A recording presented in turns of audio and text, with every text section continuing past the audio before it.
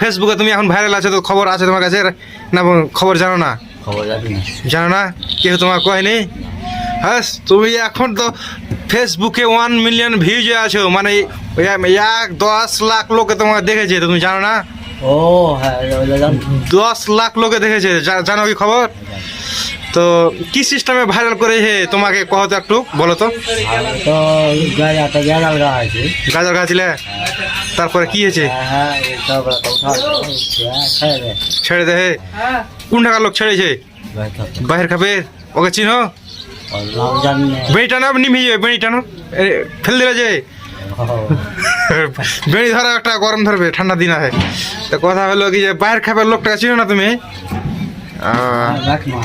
আকমাল, mic মান। তো আকে ধরবে, দেখো তুমি যে ভাইরাল করলে আমাকে, তো তুমি আমাকে কিছু দাও, বকশিস টকশিস, ভাইরাল করে দিলে যে ওকে ধরবে একবার, কিন্তু ওর নামটাকে জানবো। ওর নামটা জেনে নিবে একবার।